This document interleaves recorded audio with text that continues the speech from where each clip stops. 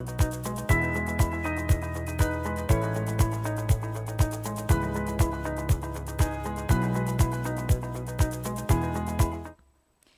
buenas tardes a todos. En nombre del Círculo de Legisladores de la Nación Argentina, les damos la bienvenida a la conferencia Gestión de Riesgo, Desafío del Siglo XXI. En esta ocasión contamos con la presencia de Silvia Larrufa, secretaria de Articulación Federal del Ministerio de Seguridad de la Nación. Bueno, les agradecemos a todos los presentes y a los que están siguiendo también la transmisión online a través del canal de YouTube del Círculo de Legisladores. Y les recordamos que allí mismo pueden dejar sus preguntas y al finalizar las exposiciones serán respondidas. Ahora sí, para dar comienzo, tiene la palabra el secretario general del Círculo de Legisladores, el diputado de mandato cumplido, el doctor Néstor Perl. Buenas tardes a todos y muy agradecido por la presencia de ustedes y por todos aquellos que nos están siguiendo en forma virtual. Tenemos aquí una expositora que no es la primera vez que viene, así que ya la vamos considerando de nuestra familia. En realidad viene por un tema muy importante que involucra a toda la sociedad y a todo el gobierno, porque me permito decirles que efectivamente este es específicamente el tema del Ministerio de Seguridad, pero que abarca en compromisos y responsabilidades a todos los sectores del gobierno. Estamos hablando del Ministerio de Educación, estamos hablando del Ministerio de Salud, estamos hablando en realidad de todo lo que significa el Ministerio de Interior, con lo que se refiere inclusive a la función específica de Silvia Larrufa, que es el tema de la articulación en el interior también del país, en todo lo que hace a esta actividad de prevención y por supuesto de superación en todo lo que se refiere a la paz y tranquilidad que necesitamos los argentinos, y en esta materia es responsabilidad obviamente del Ministerio de Seguridad en primer término. Yo quisiera también decirles a aquellos que conocen poco de lo que significa el Círculo de Legisladores de la Nación. Esto ya se ha dicho y estamos en el ámbito del círculo, pero como dicen muchos periodistas, cambian los espectadores y los oyentes. Es importante que recalque que el Círculo de Legisladores de la Nación tiene algo muy original, que es una ley de 1975. Les estoy hablando de la 20.984. Y me estoy refiriendo a esa ley porque fue la primera que se dio en el mundo y que trata de la creación de este círculo y para qué sirve. Y esta originalidad después ha sido seguida en el resto del mundo y ya son varios países que tienen este rumbo. ¿Y qué abarca? Abarca a los legisladores nacionales, diputados y senadores de la nación que están en actividad y aquellos que han estado en actividad.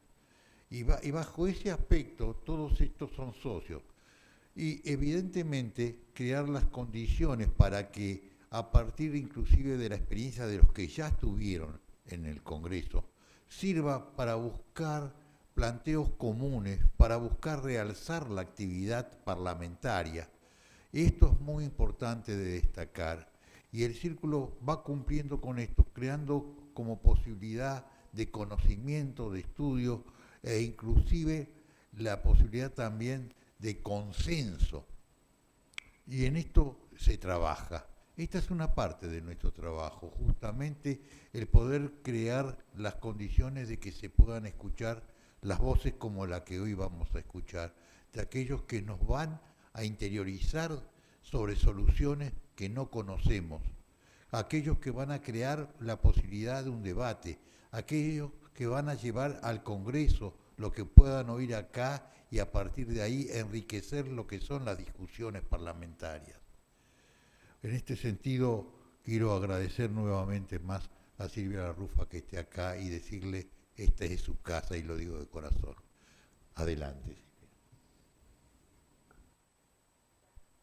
Muchas gracias, Néstor. Buenas tardes a todas y a todos. Por supuesto, agradecer inmensamente la invitación, querido compañero Néstor Perl, doblemente. En primer lugar, porque tuvimos que reprogramar casi sobre la hora la primera fecha, porque desafortunadamente me contagié COVID con las 3 vacunas. Como me pueden ver, estoy bien y ya en funciones nuevamente, pero sé que cuando uno organiza este tipo de actividades, y venía el martes y el lunes a la tarde avisé que di positivo, es realmente un dolor de cabeza, así que doblemente agradecida por la invitación original y por esta disponibilidad a reprogramar. Destacar que me siento como en casa, no solo porque ya hemos compartido varias actividades de tipo conversatorio, donde desarrollamos algunas de las líneas de gestión y otras más de camaradería, vinculada con las diferentes gestiones que podemos encontrarnos en esta casa, que se espera sea lo más plural posible, sino que como legisladora porteña mandato cumplido, siempre miramos al Círculo de Legisladores de la Nación como una referencia para que en algún momento la Ciudad de Buenos Aires tenga un espacio similar. Hay varias iniciativas, es complejo lograr el apoyo de todos los sectores para que finalmente se cree por ley, porque existe una organización de la sociedad civil que nos nuclea, pero nuestro anhelo máximo es que la ciudad tenga también su propio círculo, como tienen creo que 20 de las 24 jurisdicciones creadas por ley, para esto que decían, esto de poder encontrarnos, debatir, sostener la memoria institucional de los diferentes debates, y además de mirar al círculo, a su ley, a su funcionamiento. Varias veces nos han facilitado las instalaciones para que distintas camadas de legisladores y legisladoras de la ciudad, mandato cumplido, nos encontráramos a conversar sobre las posibilidades de implementar ese proyecto, así que efectivamente me siento como en casa. Y en ese marco también le adelantaba a Néstor mientras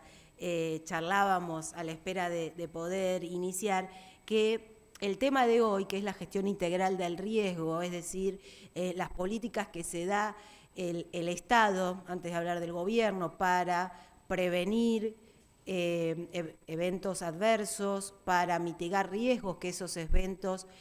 producen, para dar una respuesta cuando se producen esas emergencias y para la reconstrucción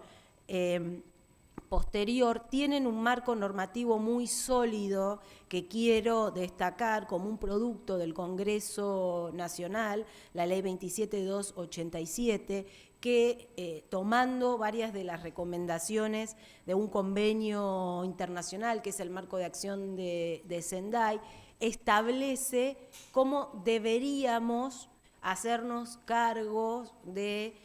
la prevención, la respuesta y la reconstrucción posterior. Y lo quiero destacar porque sé que es una ley que salió con un altísimo consenso en ambas cámaras, una ley del 2016 que ha iniciado su implementación una vez promulgada y se ha sostenido con los cambios no solo de gobierno, sino también de los equipos ministeriales que se pudieron haber producido. Es una ley muy ambiciosa, es una ley que nos plantea un proceso de construcción de ese Sistema Nacional de Gestión Integral del Riesgo, que quienes estamos en el tema llamamos por sus siglas SINAGIR, para no ser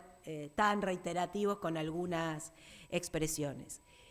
En principio, cuando la ley plantea la definición de Sistema Nacional de Gestión Integral del Riesgo, lo plantea como un proceso de planificación, de articulación, de coordinación para prevenir, responder y reconstruir. Y crea algo que el sistema internacional considera también relevante, la gobernanza para poder cumplir con esos objetivos que nos estamos planteando. Y por lo tanto, construye dos ámbitos de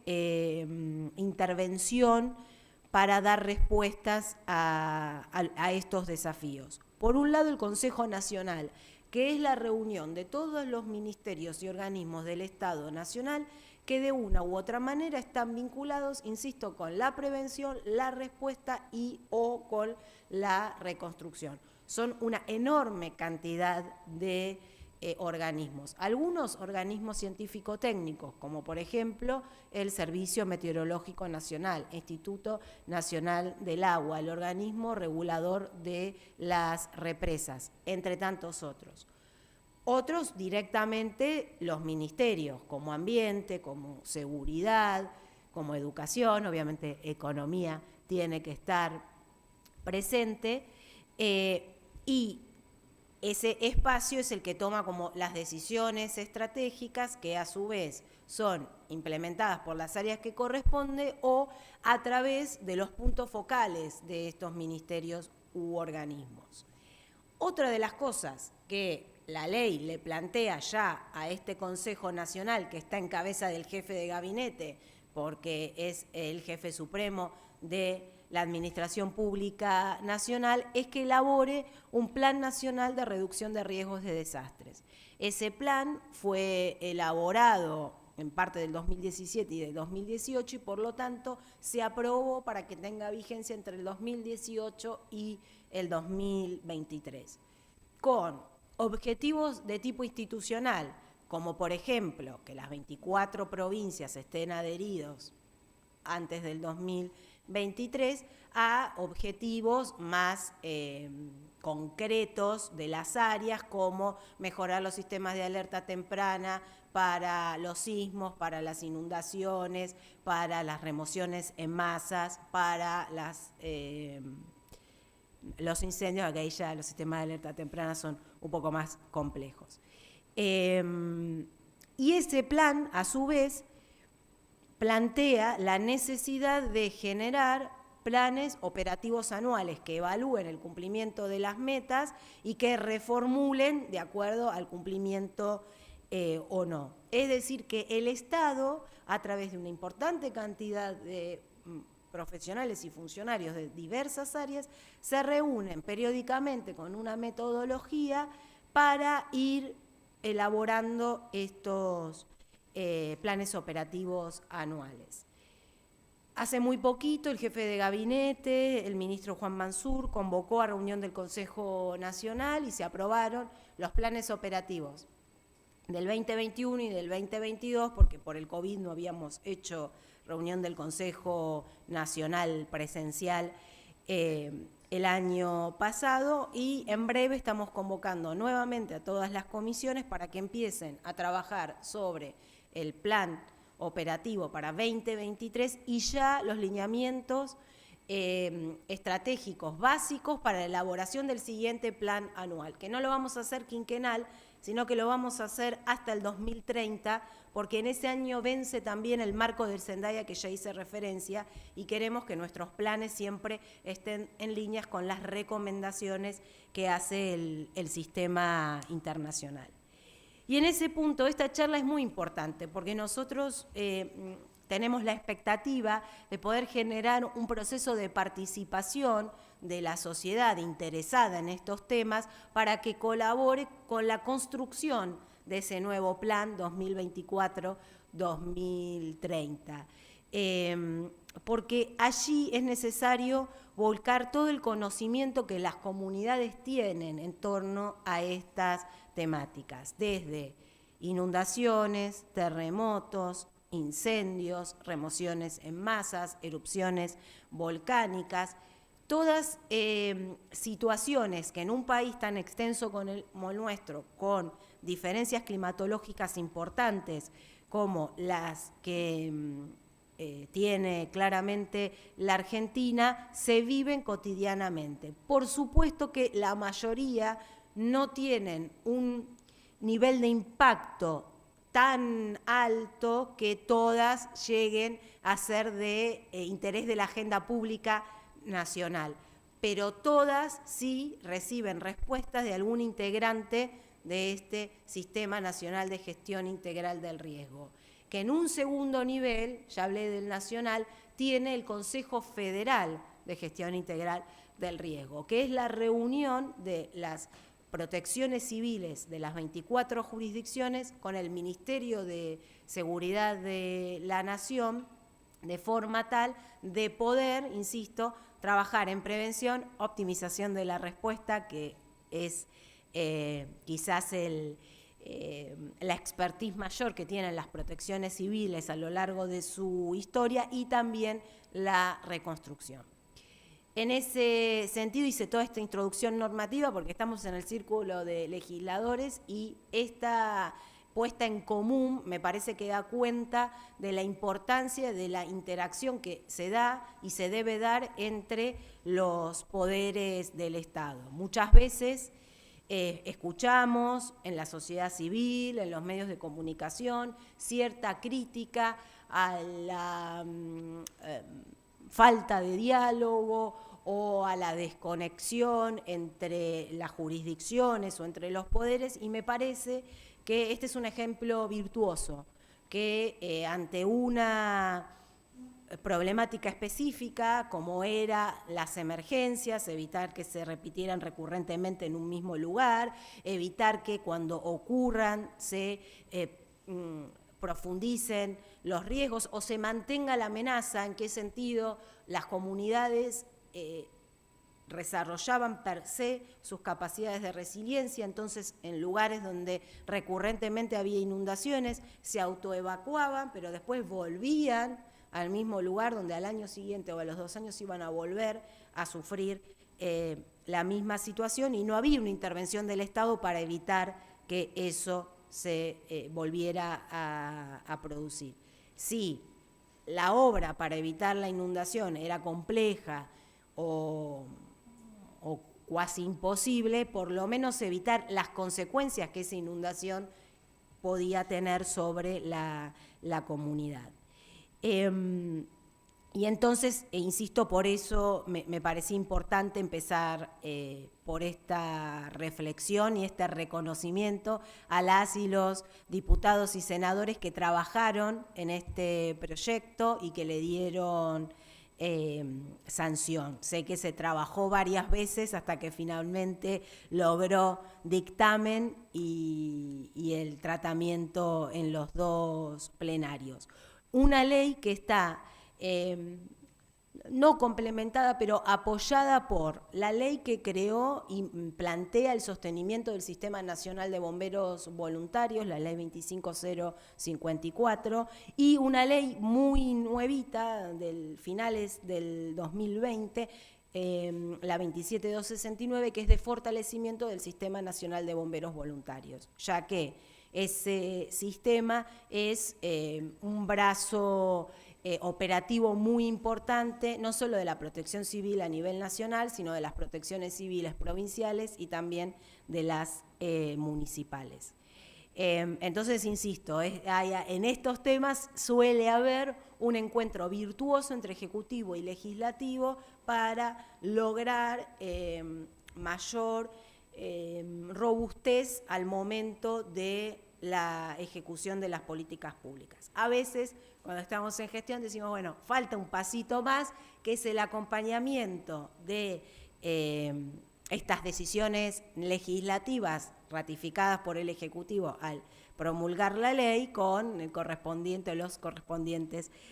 presupuestos, porque el sistema internacional nos marca también la necesidad de tener robustez fiscal al momento de tener que hacer frente a una emergencia nacional de envergadura. En ese sentido, igual estamos trabajando, y ahora sí ya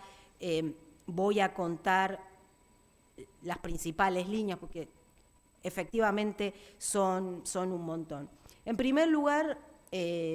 retomar algo que conversamos en nuestro encuentro anterior al principio de la pandemia, que es que en la gestión del Gobierno Nacional y del Ministerio de Seguridad hay 3 principios rectores que atraviesan a toda la gestión de gobierno, que es la clave en gestión federal,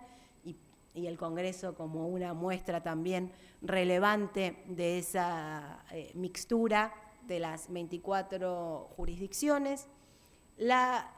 promoción del paradigma de derechos humanos, es decir, que ninguna intervención, en este caso que se haga para la prevención, la respuesta o la reconstrucción, revictimice, discrimine por razones de género, de edad, de capacidades, de etnias. Y el tercer principio es el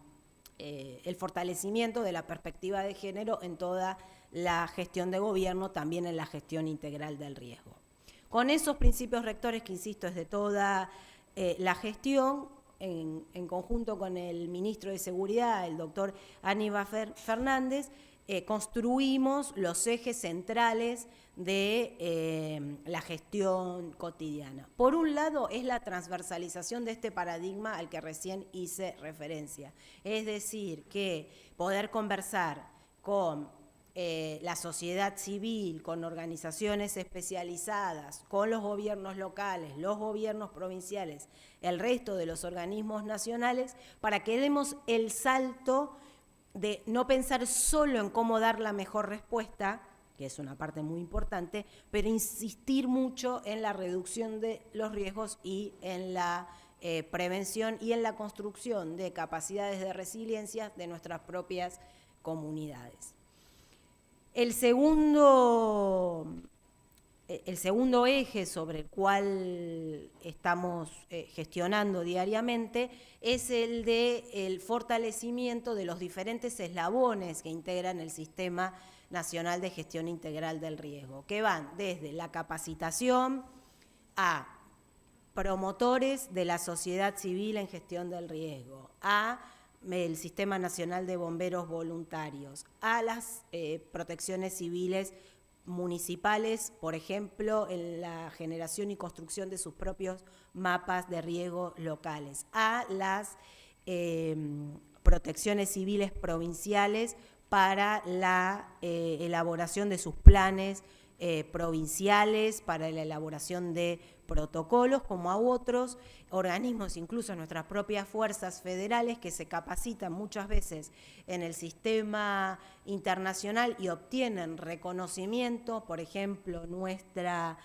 una de nuestras brigadas de policía, de bomberos de policía federal, que es reconocido por el Sistema de Naciones Unidas como una brigada internacional para búsqueda y rescate. En caso de que hubiera un colapso, por ejemplo, o un terremoto, podrían ir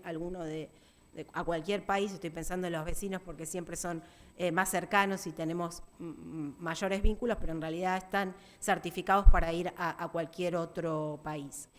Pero no solamente es capacitación, sino también es logística. Este año pudimos repartir más de 500 kits forestales al Sistema Nacional de Bomberos Voluntarios. La semana pasada, en reunión del Consejo Federal, entregamos equipos de comunicación a la mitad de las protecciones civiles provinciales. Estamos en este momento entregando a las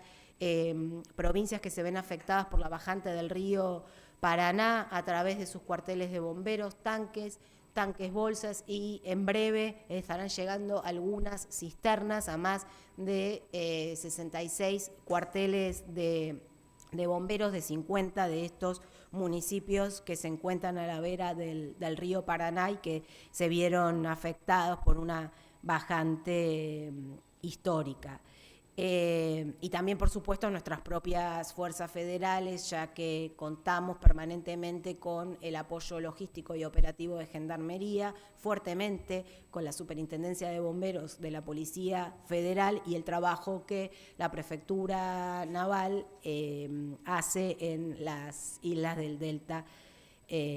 aquí cerquita en la provincia de Buenos Aires y Entre Ríos. Como tercer eje, también trabajamos en la optimización de la respuesta, es decir, aunque estemos muy concentrados en poder cambiar el chip y pasar a pensar en prevención y en mitigación de riesgo, eso no implica descuidar de ninguna manera cómo vamos a intervenir en los casos en que la emergencia efectivamente ocurra, a través de protocolos y de muchas actividades de coordinación y articulación, porque está probado ahí con cualquiera que ustedes conozcan y puedan conversar. En general, la Argentina, que ha tenido una tradición importante en materia de respuesta, quizás el hecho histórico más mencionado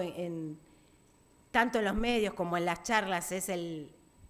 terremoto del 44 en San Juan, pero no fue el único. Ha habido una enorme cantidad de inundaciones muy relevantes y hace muy poquito en nuestra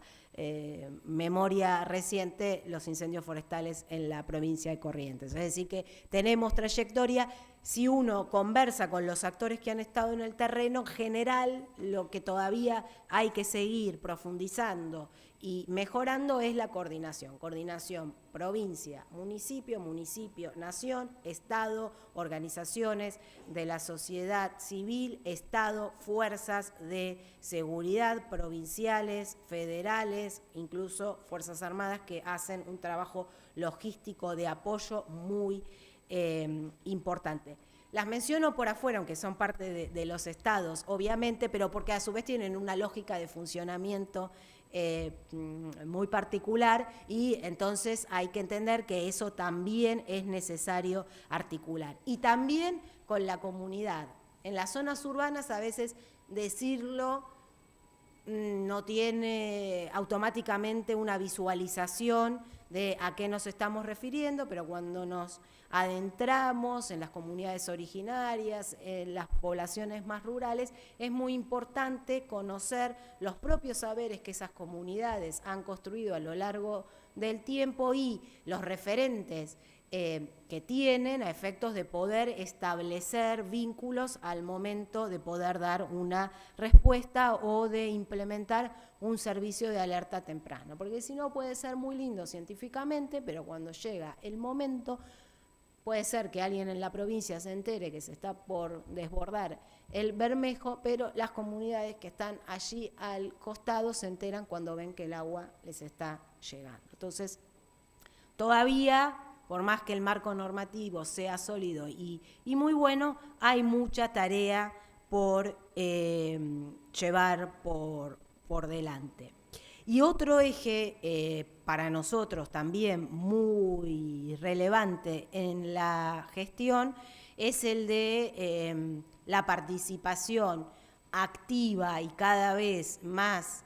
predominante de Argentina en los foros regionales e internacionales en materia de asistencia humanitaria, gestión integral del riesgo. En este momento, en Bali, Indonesia, está transcurriendo la plataforma global sobre gestión integral del riesgo de manera híbrida, o sea, muchos países enviaron a sus representantes a Indonesia, pero muchos otros decidimos participar de manera virtual, aunque a veces se nos complica por los cambios horarios y uno agendó que era un día a las 9 de la mañana y fue el día anterior a las 10 de la noche, pero ya se va resolviendo esas dificultades logísticas y estamos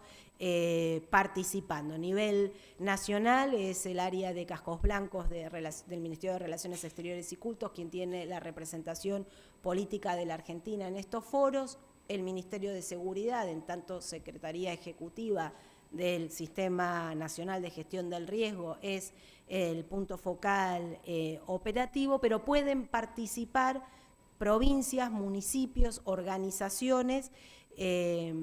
también en las diferentes instancias. Hay parte de la plataforma que es solo para autoridades políticas y después hay muchos talleres y mesas donde se participa o desde la sociedad civil o también mezcladas las representaciones. En ese marco, Argentina decidió participar de la revisión voluntaria de medio término de las metas de Sendai. El marco de Sendai reemplazó a un convenio previo y tiene como diferencia con el anterior que este tiene metas y objetivos cuantificables. Entonces, la ONU decide hacer esta revisión de medio término para saber si estamos cerca o no de esas metas y cómo va a enfrentar en el 2030 el fin de ese marco y poder reformularlo. ¿Por qué se propuso esta revisión de medio término? Porque ocurrió el COVID, y el COVID fue una emergencia. Pero muchas veces cuando nos planteamos las emergencias y pensamos en el caso de la Argentina en el SINAGIR, pero Uruguay tiene un sistema muy similar y la mayoría de los países tienen sistemas parecidos, especialmente aquellos que han adherido al marco de Sendai, el COVID era un problema de salud. Y nos olvidamos de la articulación interinstitucional, de la coordinación interjurisdiccional en los casos de los sistemas federales, de la necesaria relación con el poder legislativo para poder tomar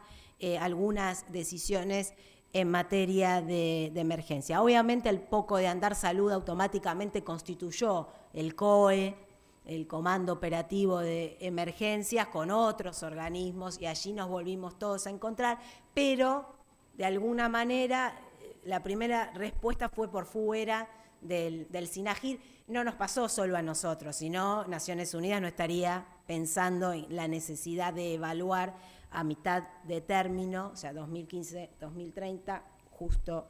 la mitad del 2022 es el medio término, sino porque en el mundo entero el COVID, las muertes por COVID, los impactos en materia de gestión financiera en cada uno de los estados nos replantean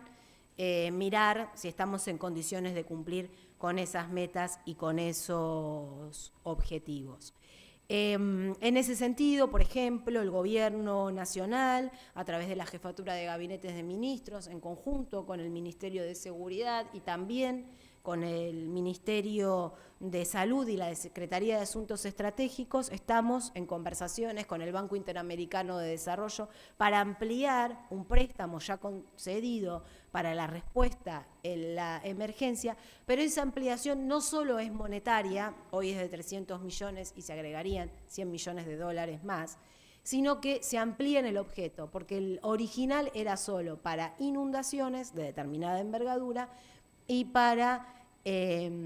sismos de determinada envergadura. Estamos incluyendo incendios forestales en esos 300 millones originales y además los otros 100 son para las emergencias que son más difíciles de parametrizar, como erupciones volcánicas, sequías, y ahí ingresó salud. Hasta ahora estaba solo pensado en la emergencia en el sentido restringido del término, que yo mencioné al principio y les hablé solo de terremotos, remociones en masas, inundaciones, lluvias intensas, fuertes nevadas, incendios forestales. Bueno, eso de alguna manera es el sentido restrictivo del concepto de evento adverso y que por una determinada magnitud se convierte en una emergencia o en un desastre, pero que si vamos a la ley, si bien hace alguna referencia a estos temas, no está pensado para que sea solo para eso. Si Dios no lo permita, hubiera algún tipo de atentado, la respuesta y la reconstrucción también debiera darse en el marco del SINAGIR. Es decir, no está pensado solo para eventos de origen climatológico. La salud es uno de los eventos que no tenemos la práctica tan habitual de incluirla, pero todo lo que sea emergencia entra en esta forma de gestión. Por eso es tan importante entender que fue una ley ambiciosa, muy bien trabajada, pero que implica todo un proceso para decir, bueno, se cumplieron esos objetivos. También para colaborar con el desarrollo de este sistema, se crea el Sistema Nacional de Alerta y Monitoreo de Emergencias, o SINAME, que es un dispositivo tecnológico que nos permite cargar información de muchos organismos de estos que ya di cuenta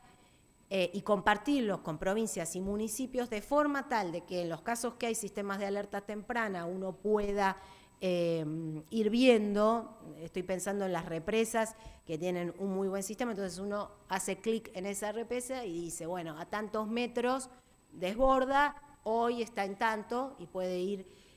siguiendo. Y también fundamentalmente, en mi experiencia al menos, del 1 de octubre hasta aquí, es un muy buen sistema para el monitoreo en el momento que está ocurriendo la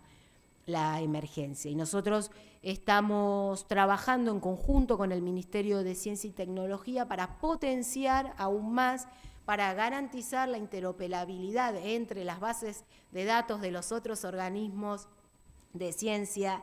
y técnica, y para que cada vez haya más usuarios que tengan acceso al sistema y puedan hacer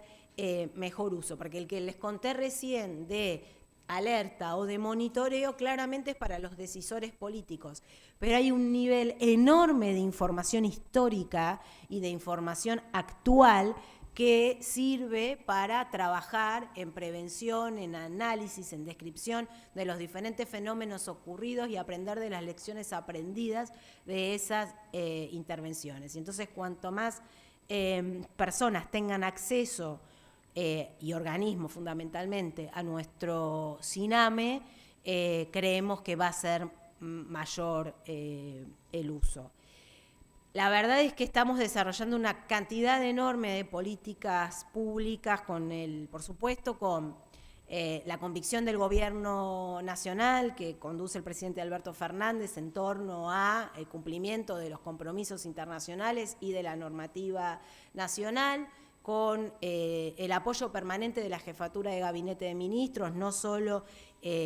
a través del propio Juan Mansur, sino de su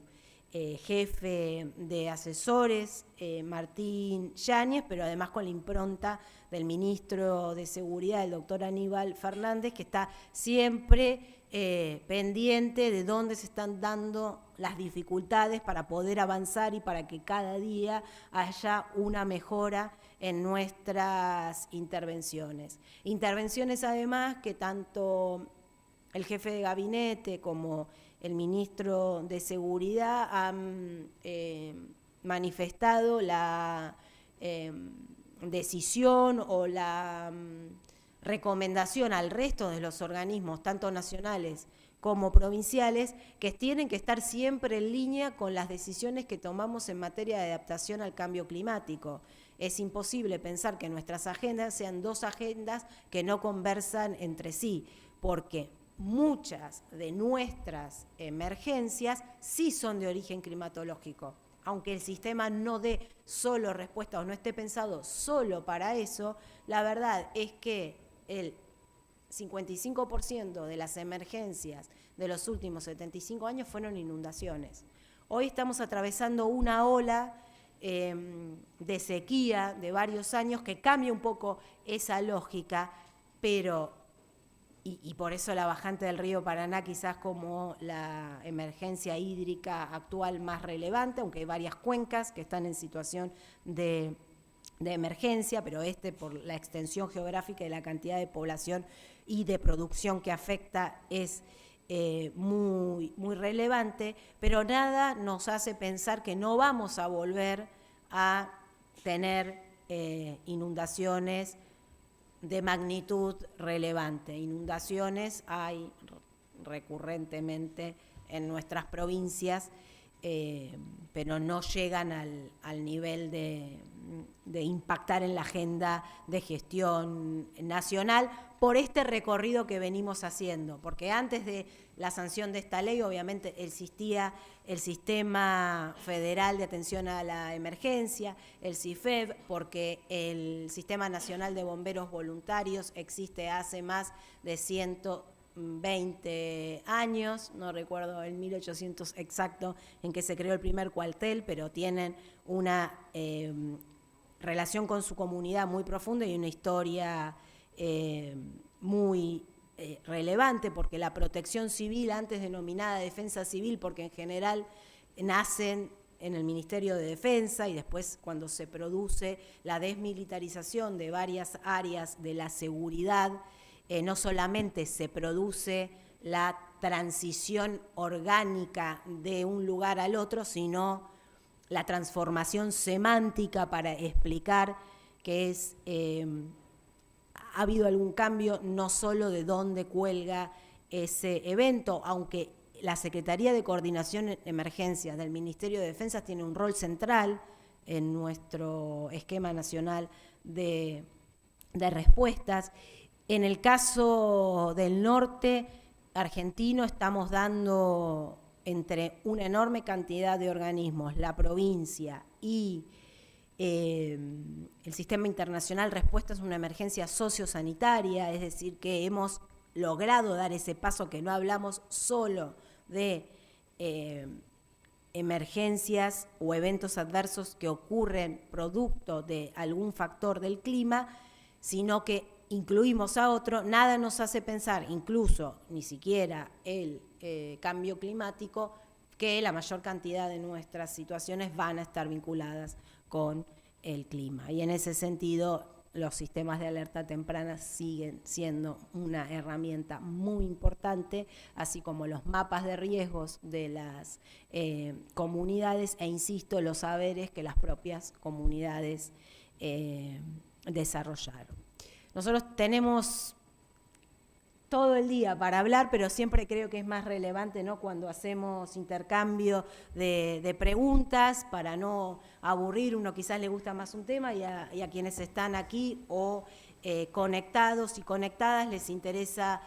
preguntar sobre alguna cosa en particular, así que, Néstor, si estás de acuerdo, contestamos preguntas.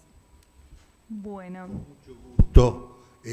También quiero transmitirles a todos ustedes, antes de seguir, un saludo con profundo afecto de parte de nuestro presidente, que desgraciadamente en este momento no pudo estar con nosotros. Me refiero al doctor Daniel Basile. Por otra parte, ahora va a venir la cuestión ágil, pero quiero recordar algo que Silvia lo marcó y es el rumbo que tenemos. De todo lo que se dijo acá, de la alerta temprana, respuesta inmediata, es la interdependencia que cada ser humano tenemos con el otro. Y no importa ni el partido político, no importa la provincia, no importa el país. Acá lo que importa es que tengamos una preocupación común frente a los problemas que también no son comunes. Y yo creo, Silvia, que fuiste muy clarita en esto. Ahora vendrán las preguntas de todos aquellos que, por supuesto, van a enriquecer lo que acabamos de escuchar, si es que se puede enriquecer tan fácil. No lo creo, porque ha sido muy completo. Perdón y gracias. Bueno, comenzamos con las preguntas. Por aquí dicen, ¿cómo es la gestión de datos recabados para la detección de situaciones de riesgo? Ahí lo que tenemos es convenios con algunos organismos que, por el tipo de desarrollo tecnológico, pueden ingestar su información de manera directa, es decir, son interoperables, ejemplo, el Servicio Meteorológico Nacional, y con otro tenemos convenios donde la carga se hace manual. Hay un área de operaciones de la Subsecretaría de Gestión del Riesgo y Protección Civil que, junto con el equipo de análisis, recibe información de las protecciones civiles provinciales, de organismos técnicos como el que les contaba de represas, el ORCEP, el IMPRES, que es el de sismos. Ese creo que está interoperable, no recuerdo bien, pero digamos, tenemos las dos formas. Como les contaba, con Ciencia y Técnica estamos trabajando para que el nivel de interoperabilidad sea el máximo, porque eso garantiza mayor certeza de la información, garantiza que efectivamente sea online, aunque nosotros para la carga tenemos equipos de las fuerzas federales que están operativos las 24 horas, los 7 días de la semana, los 365 días del año. No es que cargan en horario hábil, sino que están recibiendo permanentemente información. Eso lo cargamos en este CINAME, que tiene diferentes capas, diferentes pestañas a su vez, y que podemos ir jugando, si se me permite la palabra, para poder conocer una determinada situación. Por ejemplo, cuando fuimos a Bariloche el 29 de diciembre, el equipo de Ambiente, Defensa y Seguridad, que somos como los organismos centrales en la respuesta ante los incendios forestales, porque está la ley a su vez del manejo del fuego, otra ley muy relevante también para la gestión. Queríamos sobrevolar la zona porque el área que estaba prendida en Bariloche era afortunadamente lejos de la población, pero en una zona que el impacto ambiental iba a ser muy importante. Y el día anterior valoramos el pronóstico que había en materia de vientos y entendimos que hubiera sido un error o demasiado arriesgado sobrevolar con un helicóptero la zona, así que fuimos y pudimos, dentro de lo que se podía hacer por tierra, lo valoramos. Fue el día que en otro de los focos, en la provincia de Neuquén, cae un helicóptero y fallece tanto el helicópterista como el mecánico. Así para nosotros fue un día complejo, pero ese helicóptero tenía condiciones, obviamente en esas condiciones climáticas, los nuestros no estaban preparados para eso, y así uno hace esa evaluación. Entonces nosotros sabíamos que además el 29 a la noche llovía con una intensidad importante. Efectivamente, durante varios días el incendio en Bariloche estuvo controlado. Después el calor y los intensos vientos de los primeros días de enero revivieron y estuvimos hasta principio de marzo con un campamento con brigadistas, voluntarios, brigadistas de Parques Nacionales, de la Policía Federal, trabajando allí en el lugar, y quienes estábamos lejos del territorio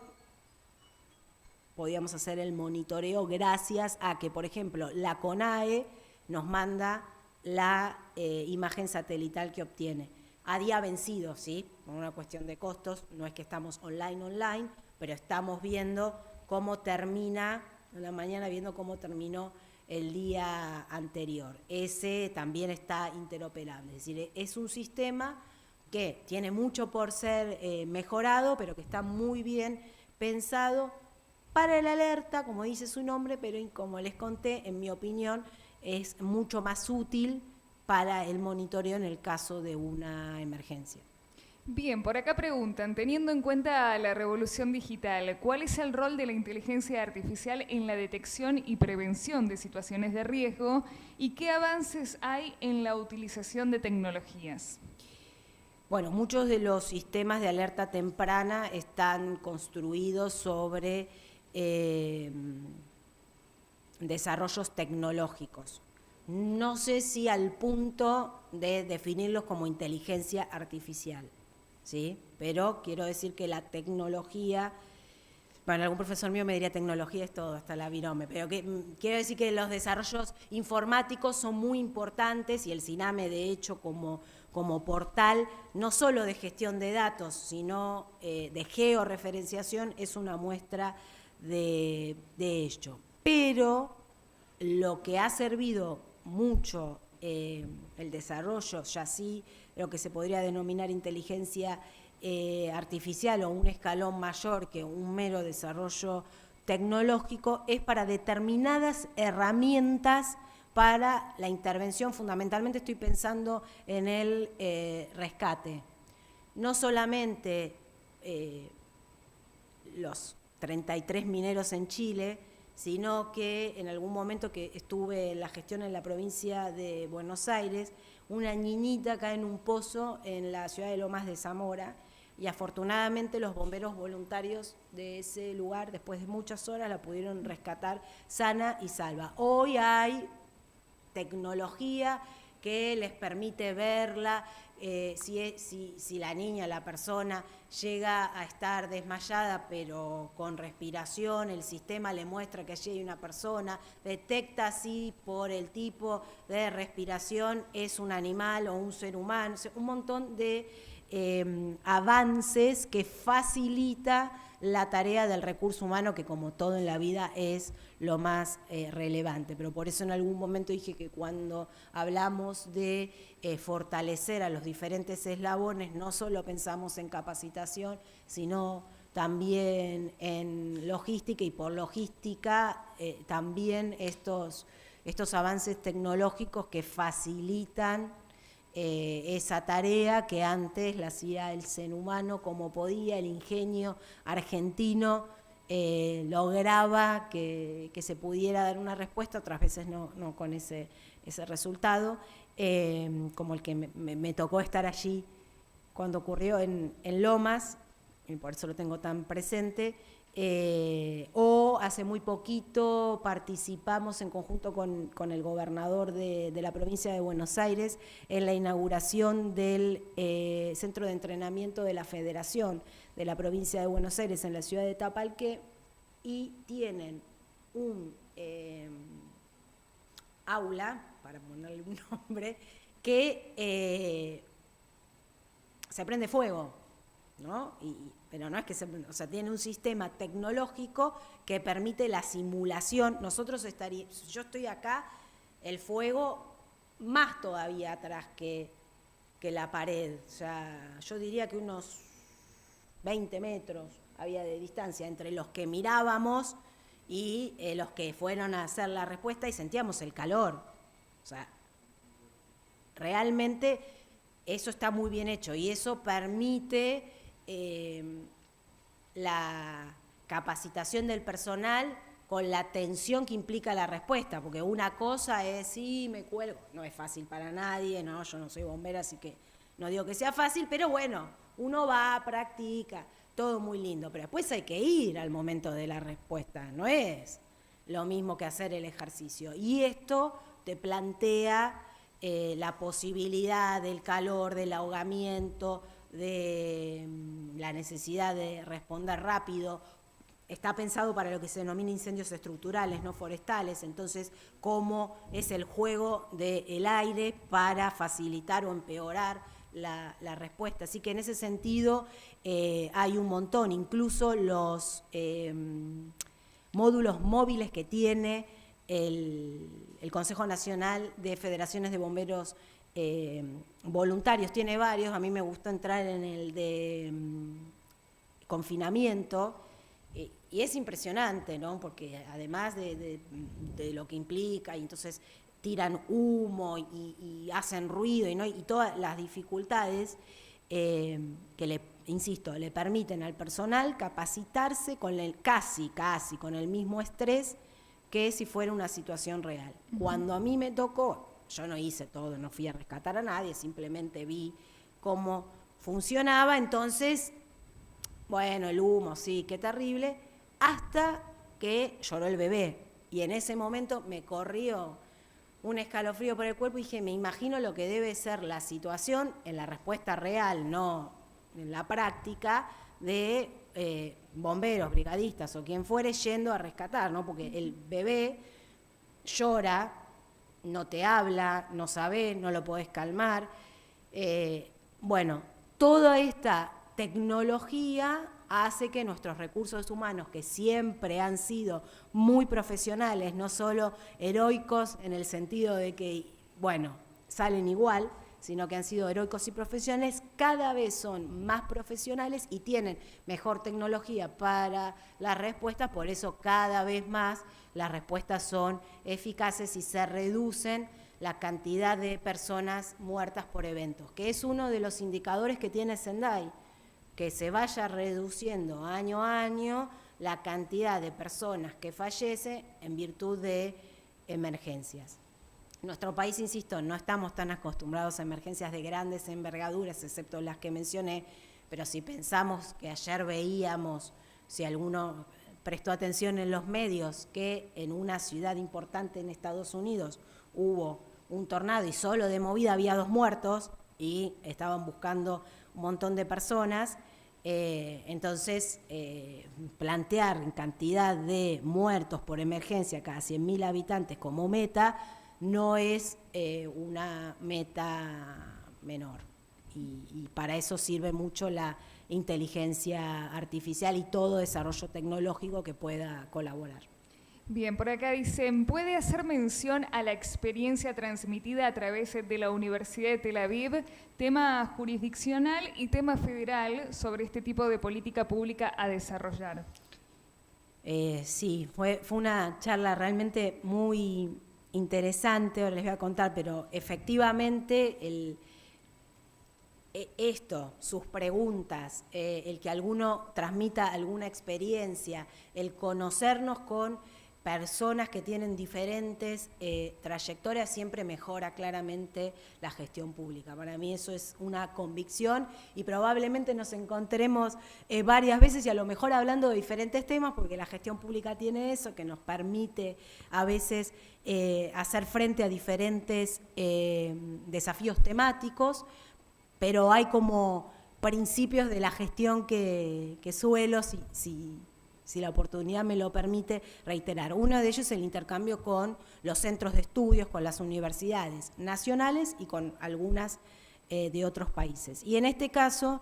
Israel, por su geografía, su clima y también por su situación política, tiene una trayectoria en materia de respuesta en emergencia enorme. Y nos recomendó la Universidad de Tel Aviv, con quien ya habíamos también establecido un contacto previo para conversar sobre cómo nuestros países habían hecho frente al COVID y cómo eso había impactado en los sistemas de seguridad y cómo eso a su vez había impactado en materia de derechos humanos. Nos recomienda a la doctora Adini, que además ha tenido cargos de relevancia en el sistema internacional en materia de coordinación de emergencias. Y bueno, ella allí dio cuenta de que en general los desafíos son los mismos que nosotros tenemos. La importancia de la coordinación, la importancia de saber quién está al frente en una determinada emergencia, no desconocer esa autoridad, que haya intercomunicación previa y durante el evento, capacitaciones conjuntas muy importantes para que las personas se conozcan previamente y además para que haya un lenguaje común entre las organizaciones. Porque muchas veces decimos, ay, lo bueno de la capacitación es que ahora ya nos conocimos, nos vemos las caras. Y es cierto que en muchos temas, especialmente estos que son bastante técnicos, en general las personas suelen estar mucho tiempo en esos mismos lugares, pero otras veces hay recambios, entonces tienen que ser capacidades que queden también en las instituciones y en los organismos. Y ese tipo de capacitaciones ella nos contaba que eran efectivamente muy, muy relevantes. Y es un poco el desafío que nosotros tenemos por delante. Todavía nuestras revisiones de las intervenciones nos dan cuenta que nuestras principales fallas han sido por hablar diferentes idiomas, por respetar diferentes líneas de mando, por constituir comandos operativos paralelos, todas situaciones que no deberían ocurrir. Y muchas veces también nos transmitía la doctora Adini, se va aprendiendo en la práctica. Entonces, nos contaban que ante una situación, fundamentalmente si hubiera algún atentado, han aprendido a dejar las ambulancias con las llaves puestas, de forma tal que si hay algún problema de aglomeración, cualquiera pudiera correrla en caso de que el chofer haya entrado a colaborar con el cuerpo de rescate o no estuviera en ese momento. Lo mismo con los patrulleros, que muchas veces sí, el personal policial se baja hasta el chofer. Entonces, situaciones que se dieron en la práctica les permiten repasar y tratar de no volver a cometer esos errores, y quizás el mensaje más importante de esa conversación es que se puede, que todos tienen los mismos problemas y que la voluntad política, el profesionalismo, la construcción de protocolos y la capacitación resuelve problemas que vienen a veces con características propias del ser humano, que las instituciones deben dejar de lado para poder dar respuesta. Y voy a agregar algo. cuando la ley, o mejor dicho, la reglamentación plantea que sea el Ministerio de Seguridad quien tiene la Secretaría Ejecutiva y además preside el Consejo Federal, lo hace porque la misión central de todo el sistema es la protección de la vida, de la integridad física, del patrimonio y del ambiente, que son tareas de seguridad. En lo que nosotros solemos hablar de seguridad, hablamos de la protección de la vida, la integridad física, el patrimonio, y el ambiente de amenazas como delitos o violencias. En este caso, de amenazas de tipo climatológicas o algunas tecnológicas, químicas, o que puedan ser de la mano del hombre, si pensáramos, por ejemplo, en un atentado, o si hay una explosión y cae un edificio, no necesariamente por un atentado. Entonces, en ese sentido, es la política integral de seguridad que se ejecuta a través de 2 estrategias, en muchos casos con muchos puntos en común y en muchos casos con los mismos recursos. Es decir, las fuerzas federales previenen y persiguen criminalmente y son auxiliar de la justicia en los delitos de tipo federales y además son un brazo operativo muy importante en el momento de la respuesta. Bueno, por acá preguntan cómo participan en la reparación ambiental o estructural en casos como el incendio de Corrientes. Todo lo que es reconstrucción tiene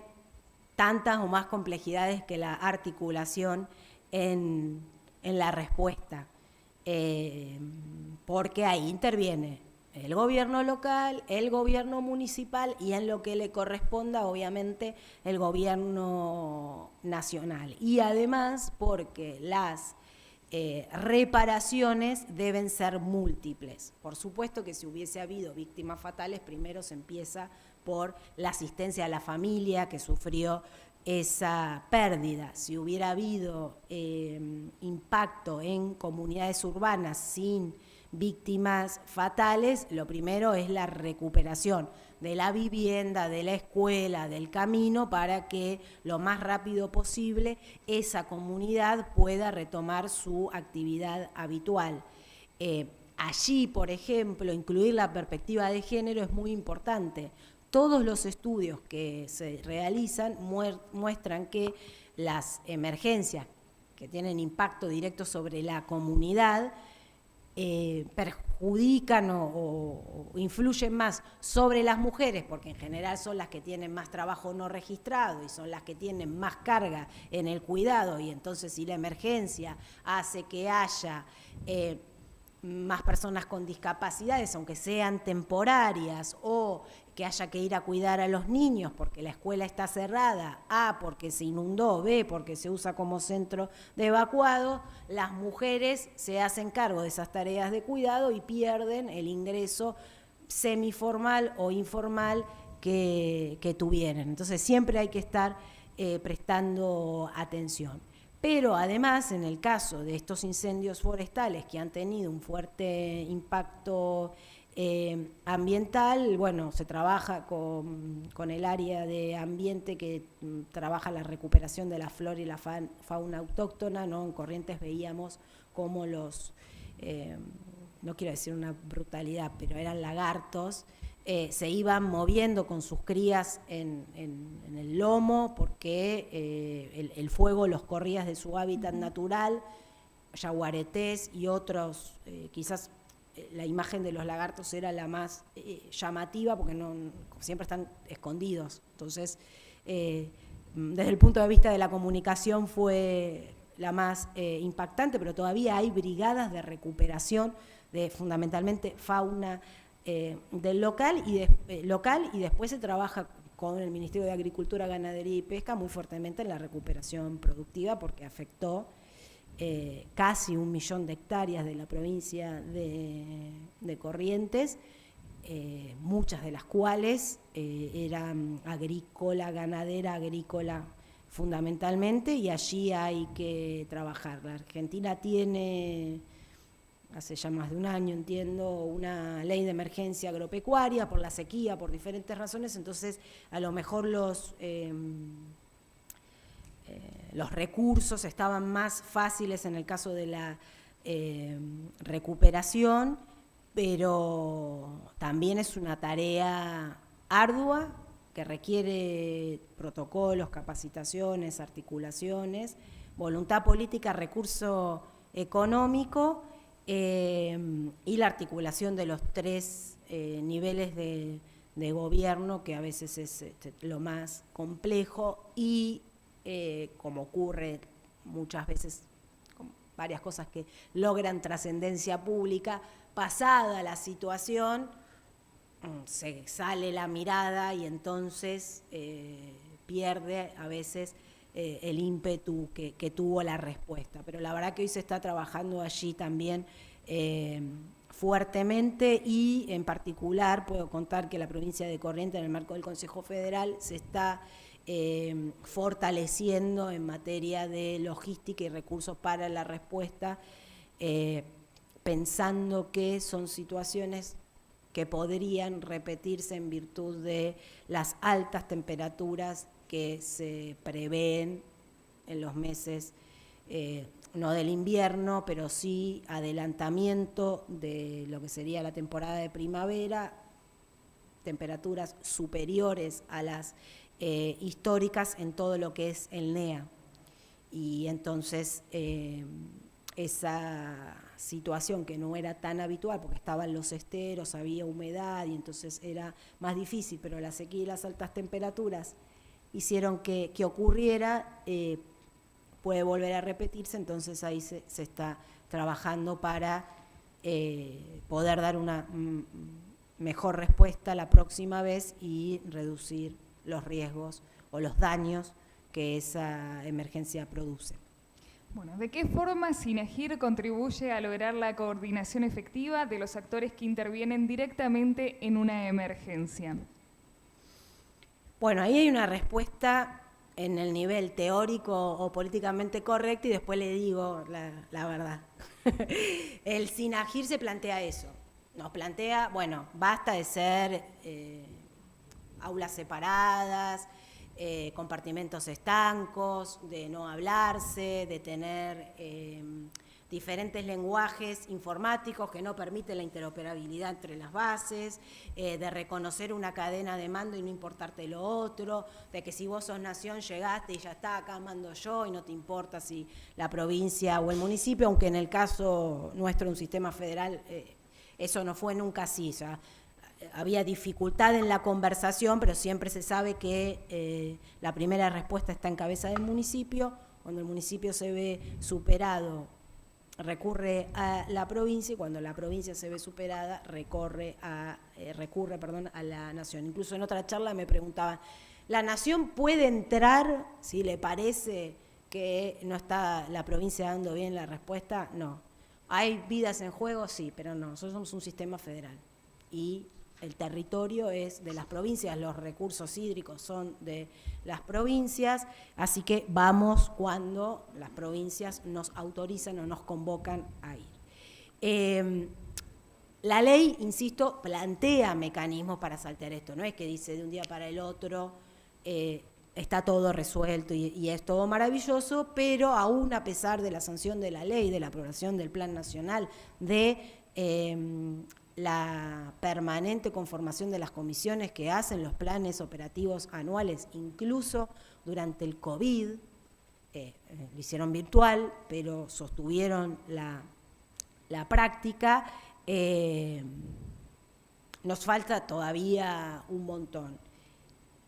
Un desafío es este tecnológico que ya mencioné varias veces. Bueno, los organismos tenemos diferentes lenguajes informáticos, entonces nuestras bases de datos no se comunican tan fácilmente y tenés que tener personas 24/7 cargando manualmente con lo que eso significa.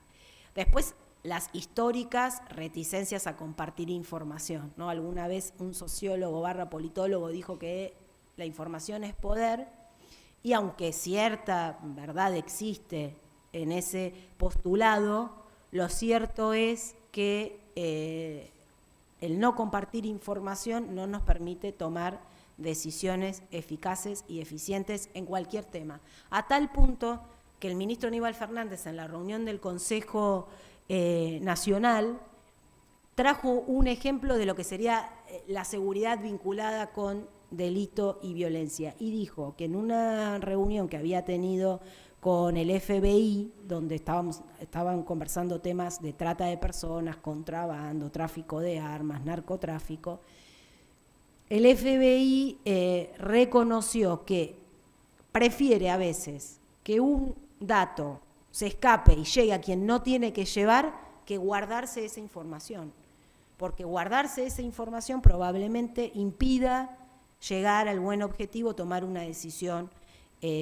política acertada, en ese caso policial acertada, y lo trajo al ámbito del Consejo para que se entienda esto, que el Estado tiene que compartir su información.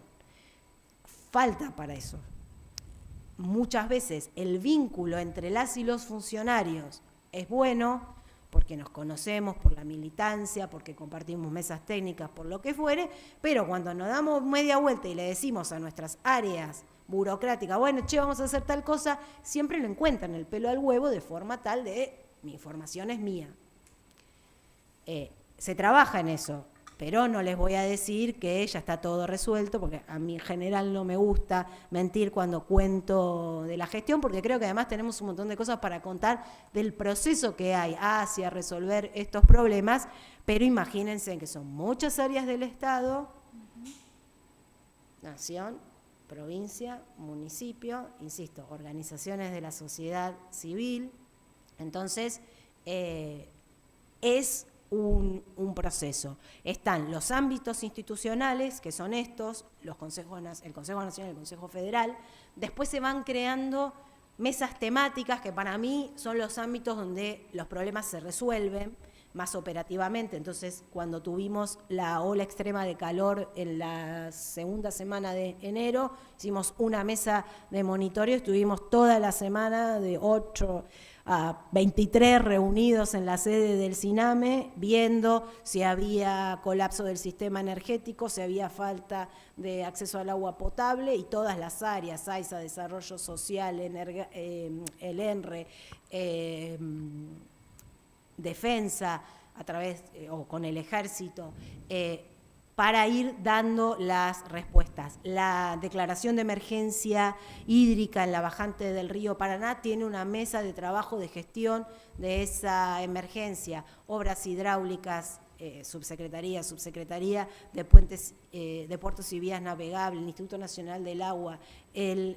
Servicio Meteorológico Nacional, el Ministerio de Ambiente, el Ministerio de Agricultura, por supuesto, seguridad a través de la protección civil, y hacemos monitoreo. Creemos que ya está empezando a verse una posibilidad de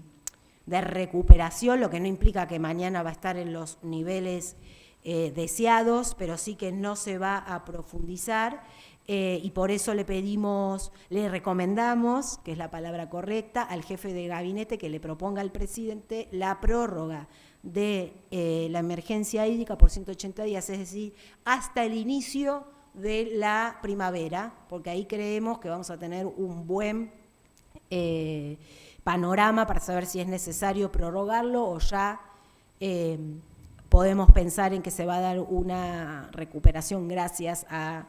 las condiciones climatológicas. Y en este último decreto de emergencia, por el trabajo de esa mesa, incluimos autorizar al Ministerio de Transporte, o instruir, mejor dicho, al Ministerio de Transporte para que autorice a la empresa que se ocupa de la gestión del dragado del río Paraná, hacer dragados por fuera de lo conveniado, porque la situación de navegabilidad es compleja y nuestra producción va mayoritariamente por ese río, entonces necesitamos medidas especiales. Esos ámbitos para mí son efectivamente los más operativos, los que van resolviendo, los que van diciendo, en esto nos falta un protocolo, juntémoslo, armémoslo, pensémoslo. Los otros más institucionales están bien, porque las autoridades también tienen que estar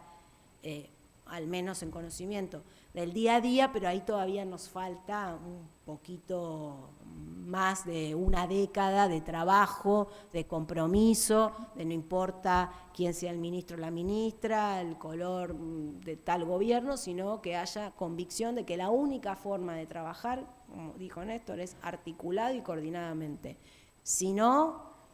lo que cada área puede hacer sola ya sabe cómo hacerlo y seguramente lo hace muy bien, pero necesitamos de esa articulación y de esa coordinación. A veces los recursos están, simplemente es encontrar a quién pedírselo para que lo ponga en el lugar que lo tiene que poder. Y en eso, bueno, ese es el desafío, eso es nuestra gestión y por eso el título cuando conversamos no era simplemente descriptivo, sino que se vea de esa manera, que los ex legisladores que estén conectados o aquí participando sepan que hicieron una ley muy importante, que está bueno que la lleven como propia porque está muy bien construida y que para que esa ley sea real, además lo que ya dije del presupuesto, es necesario esto, llevarla, hablarla, convencerla, cuando vuelven a sus provincias, ver si en sus provincias, bueno, hoy todas las provincias tienen área de protección civil, eso ya está cumplido, bueno, en sus municipios, ¿a cuáles les faltan? Es ideal que todos los municipios tengan un área de protección civil. Cuenten con el Ministerio de Seguridad para capacitarlos, para ayudarlos con la construcción de la ordenanza que cree el área, para darles habilidades para la construcción de los mapas de riesgos, para que tengan un usuario del CINAME y ya ahí tienen un sistema informático que les permite monitorear su zona. Es decir,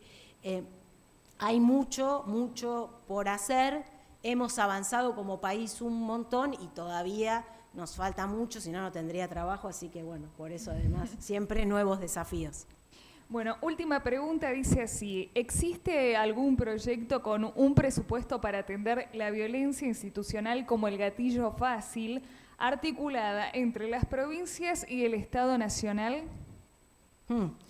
Me llevan a un tema que no es gestión integral del riesgo, pero bueno.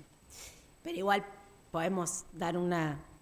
respuesta en virtud de ser funcionaria del Ministerio de Seguridad y Articulación Federal tiene dos patas, la gestión integral del riesgo y la programación federal y articulación legislativa, que fue mi cargo anterior por el que di la charla sobre cómo gestionábamos el COVID. Como ustedes saben, la Argentina es un sistema federal donde las provincias se reservaron para sí fundamentalmente la gestión de la seguridad como un deber propio e irrenunciable de cada uno de los gobiernos provinciales y de la ciudad de Buenos Aires. Por lo tanto, la posibilidad del Estado federal de intervenir en torno al control y los estándares de calidad de las policías provinciales es recortado. No es nulo. No es nulo en dos sentidos. Por un lado, porque existe el Consejo de Seguridad Interior, es decir, hasta 1992, como el tema era federal y no había una ley de seguridad interior, el gobierno nacional solamente intervenía en situaciones gravísimas que decidía la intervención federal sobre una provincia o sobre una policía provincial en el caso de que el problema fuera meramente policial. No hay muchos casos, pero podría haberse dado. A partir del 92, con la sanción de la Ley de Seguridad Interior, si bien no se toca un ápice las facultades constitucionales que tienen las provincias, se genera este ámbito donde nación y provincia se encuentran para establecer un piso mínimo de seguridad para que todo argentino o argentina tenga garantizados determinados estándares. Esa ley costó 15 años que todas las jurisdicciones adhiriesen. Pero finalmente se logró y el Consejo de Seguridad Interior de ese momento para aquí ha funcionado bajo todos los colores políticos y con las diferentes gestiones ministeriales. De hecho, el ministro Aníbal Fernández durante abril, si no me equivoco, convocó a la primera reunión de su gestión en que estuvieron las 24 jurisdicciones, muchos gobernadores, porque justamente como es un deber provincial en realidad,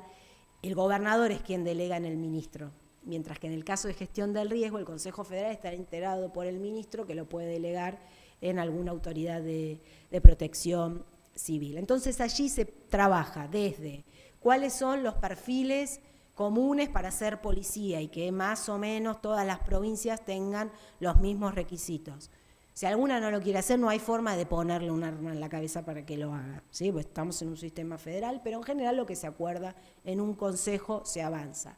Capacitaciones básicas, formación básica, incluso siempre se trabaja para que si un policía de San Luis se quiere mudar a Mendoza, pueda ser policía más o menos respetándole la antigüedad que tuvo y casi la jerarquía y no que tenga que empezar de cero. Hoy todavía eso es bastante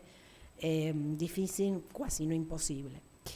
Y también obviamente se trabaja en materia de estándares de calidad, es decir, se combate la violencia institucional. Allí se han trabajado diferentes protocolos, por ejemplo, cómo debiera, no se promueve que trabajen las policías y las fuerzas federales en relación a la comunidad LGTBI. O en algún momento se puso en debate el uso o el protocolo de uso de las armas TASER. En alguna otra gestión. Pero digo, se hablan todos los temas. Así que allí ya hay como un trabajo importante para tener una visión federal, para garantizar que el cumplimiento de la tarea de seguridad nunca sea en detrimento de ningún derecho o garantía reconocida constitucionalmente. Y hay otro ámbito, este es el más relevante, pero no le da a la nación ninguna herramienta para hacer obligatorio las decisiones que allí se toman. Ahí se construyen y se consensúa, lo que muchas veces es lo mejor, porque las provincias entonces lo incorporan, pero si alguna no lo cumpliere o no lo cumpliere en el nivel que uno desearía, siempre está la gestión política de por medio que puede hacer el gobierno nacional, pero no tiene muchas más herramientas que esa. Ahora tenemos otra, no sé si es ámbito, pero sí herramienta que nos permite también intervenir, que es el ámbito de los compromisos internacionales. Porque cuando la Argentina firma un convenio, un tratado, no lo firma el gobierno de Alberto Fernández, el gobierno de Mauricio Macri, el gobierno de Cristina Kirchner y así del 83 para acá, porque antes los gobiernos y los tratados internacionales no era algo tan habitual. Lo firma el Estado Nacional. Y el Estado Nacional argentino, en el artículo 1 de su Constitución, se da en un sistema federal. Pero el sistema internacional le importa 3 belines. Flaco, es la Argentina la que tiene que cumplir con Sendai, hablando de violencia institucional, con los estándares mínimos que deben cumplir los funcionarios encargados de hacer cumplir la ley, ¿no? Así la recomendación ONU de cómo hacer uso racional de la violencia, ¿no? Hablan más que nada de armas, pero de la violencia en general. Entonces, no importa si la que no lo cumplió fue la Policía Federal, donde ahí es más fácil, porque obviamente el Estado Nacional se tiene que hacer cargo automáticamente, pero no importa si fue la Policía Federal o la Policía de la provincia X, porque el que incumplió fue el Estado Nacional. Entonces eso nos permite, y aunque no lo puedan por la cantidad de años, se está trabajando para llevar al seno del Consejo de Seguridad Interior un acuerdo vinculados con las facultades de detención de las policías que surge en el marco del cumplimiento de la sentencia por el caso Bulacio. Imagínense la cantidad de años que habla. Porque todo esto son procesos, ¿no? Entonces, y de vuelta, en el marco del sistema federal, el gobierno nacional puede decir todo lo que quiera, tiene pocas herramientas para hacerlo obligatorio. Pero después, cuando especialmente la Corte Interamericana de Derechos Humanos nos llama y nos dice, acá incumplió Argentina, problema tuyo cómo te organizás. Pero todos, en el caso Bulacio fue la Policía Federal, pero el acuerdo dice, ok, ya modificaron la ley, hicieron tal cosa, tenemos una parte bastante avanzada de cumplimiento, pero ahora nos dicen, bueno, esto hay que bajarlo a sistema federal. Y bueno, el que sea una sentencia de la Corte no nos da mucho más poder, pero te da como más legitimidad institucional para decir a las provincias, sentémonos a conversar, a ver cuántos ustedes están dispuestos a modificar de sus legislaciones y de sus prácticas, de forma tal que nos acerquemos cada vez más a los estándares que el sistema internacional viene planteando en materia de ejercicio de la fuerza al momento de brindar el servicio de seguridad, que obviamente es un derecho humano fundamental y que como tal no puede contradecir otros derechos humanos también reconocidos. Así que bueno, me excedí en mis facultades, pero podíamos dar respuesta porque el gabinete que formó el ministro Aníbal Fernández, en eso estamos permanentemente en contacto, no es un ministerio enorme, somos solo 3 secretarías. Todo lo que tiene que ver con control y violencia institucional está en la Secretaría de Coordinación, pero como todo lo que es federal pasa de alguna manera también por nuestra Secretaría, venimos trabajando y Derechos Humanos además nos viene alentando a que avancemos un poquito más rápido. Piensen que estamos hablando de Bulacio, insisto, en los 90, para que cada vez sean más las provincias que limiten a la máxima expresión las facultades de aprehensiones arbitrarias de las policías provinciales. Bueno, así finalizamos con las preguntas. Lo escuchamos ahora al doctor Néstor Perl. No, simplemente para agradecerle una vez más a Silvia. Yo creo que, y les veo la cara a todos ustedes, hemos aprendido algo, pero también nos ha dejado muchos desafíos. Será para el futuro nuestro y creo que es fundamental que Silvia se comprometa con volver, porque siempre vamos a estar dispuestos a escucharla y sabemos lo que es un funcionario, porque tienen que andar funcionando todo el tiempo, pero que nos dé siempre un espacio para todos nosotros. Gracias nuevamente y hasta la próxima visita. Gracias.